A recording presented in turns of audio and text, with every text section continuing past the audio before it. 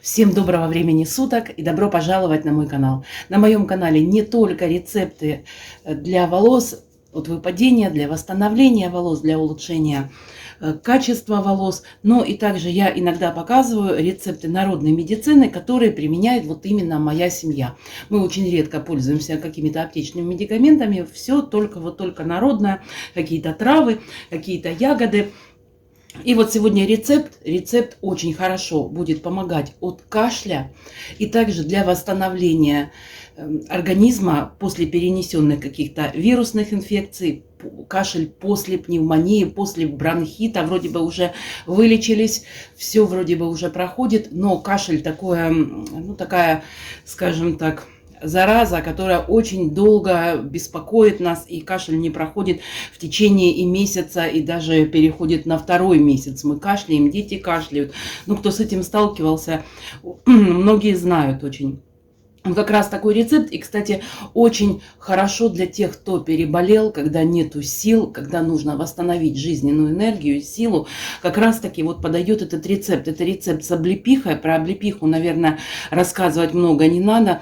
Одна из самых ценнейших и полезных ягод, которые как раз сейчас вот время собирать. Причем в облепихе полезны не только сами ягодки, но в народной медицине используются также и листики, иголочки, вот эти, и также и кора облепихи. Но у нас сегодня будут ягоды. Ягоды, причем не теряют свои свойства и при замораживании. Поэтому замороженную можно этот рецепт использовать на протяжении всего года. Купить замороженную ягоду можно сейчас в любом супермаркете. У меня вот такая ягода свежая. Я ее тоже замораживаю, я покупаю ее на рынке. У кого растет, она вообще прекрасна. И нам нужно обобрать вот эти вот все ягодки и промыть. Для рецепта нам потребуется 3 столовые ложки вот этих облепиховых ягодок. Прочитать о полезности, не буду здесь уже останавливаться, о полезности этих ягод можно прочитать. Единственное противопоказание, конечно, есть, поэтому всегда говорю о противопоказании. Противопоказания к применению ягод именно вот являются, это мочекаменная болезнь и камни в желчном пузыре. И также, если у вас в стадии обострения панкреатита, в сыром виде применять такие ягоды нельзя. И для волос. Применяются для волос в основном облепиховое масло. Об облепиховом масле обязательно я расскажу и покажу, как применять при выпадении волос для роста волос облепиховое масло. Можно сделать дома. Я очень много делаю масел дома сама. Но с облепихой проблемы. Пробовала я много раз сделать облепиховое масло. Получается долго и ерунда получается. Поэтому масло облепиховое покупаю я в аптеке. А для рецепта очищаем, промываем 3 столовые ложки облепихи. 1 стакан молока ставим на огонь и доводим до кипения. Облепиху обобрали, помыли и немножечко надо ее помять. Единственное, не используйте металлическую ни посуду, ни ложки. Помните лучше вот просто руками. Я вот перчатку одеваю и немножечко мну ягодки, чтобы они раскрылись. Когда молоко начинает закипать, пересыпаем туда наши ягодки.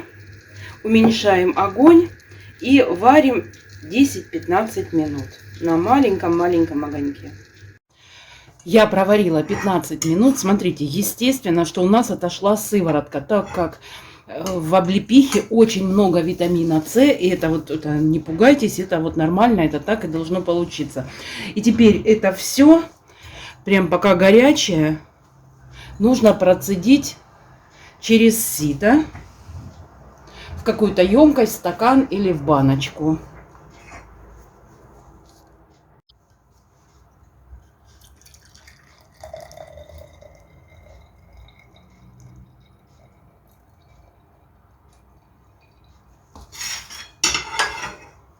Все процедили, и еще немножечко вот это все подавить, чтобы вышло все самое полезное у нас. Прям хорошо вот так помните. Здесь уже можно использовать ложки. Все, ну вот это вот мы, естественно, это выбрасываем. Это нам уже не нужно. У нас остается вот такой напиток. И применяем его. Можно немножко остудить и добавлять сюда мед, чтобы было послаще, особенно если вы детям даете, если нет аллергии на мед. И принимаем вот такой отвар облепихи с молоком по 1 столовой ложке 3 раза в день. Практически вот на следующий день уже кашель уменьшается и проходит совсем. Особенно полезно это детям, потому что детский кашель это, наверное, самое печальное, что может быть. Детки мучаются, плачут, и как раз вот это будет очень хорошо. И для поднятия иммунитета после того, как вы переболели, просто ценнейшее средство. Средство прекрасное, действительно очень помогает. Как долго использовать? До исчезновения симптомов. Все. Про противопоказания я сказала. Пожалуйста, можно и в интернете посмотреть, если у вас есть какие-то хронические заболевания. Также, если вы имеете аллергии на что-то, конечно, проверяйте, чтобы вы себе не навредили. И всем желаю крепкого здоровья, всем желаю благополучия. Берегите себя и своих близких. Всем пока и до новых встреч.